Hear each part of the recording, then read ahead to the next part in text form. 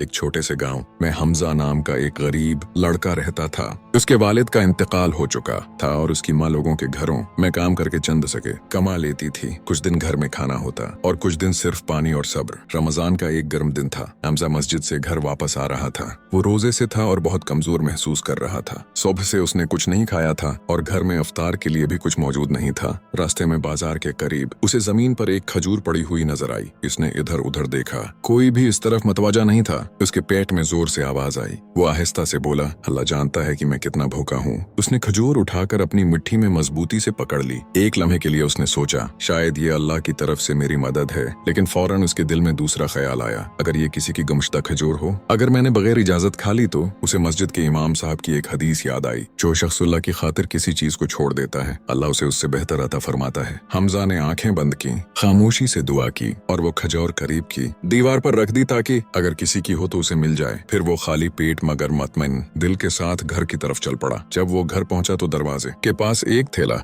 रखा हुआ था। इसमें चावल, आटा और ताजा खजूरें मौजूद थीं। उसकी माँ की आंखों में आंसू थे। एक नेक आदमी आया था। वो बोली, कहता था किसी ने उसका पुराना कर्ज अदा किया है और उसने कहा कि ये सामान गांव के सबसे जरूरतमंद घर को दे दो। हमजा की आंखें भी नम हो गईं। उसने थैले में से एक खजूर उठाई। वो बिल्कुल वैसी ही थी जैसी उसने बाजार में छोड़ दी थी। इफ्तार के वक्त जब उसने खजूर से रोजा खोला तो मुस्कुरा कर बोला, या अल्लाह, तूने मेरे हाथ की खजूर भी देखी और मेरा सब्र भी। इस दिन हमजा ने एक बड़ी बात सीख ली, जब इंसान अल्लाह पर भरोसा करके किसी चीज को छोड़ देता है तो अल्लाह उसे उससे कहीं बेहतर अता फरमाता है। और कभी कभी एक छोटी सी कुर्बानी बड़ी बरकत का सबब बन जाती है।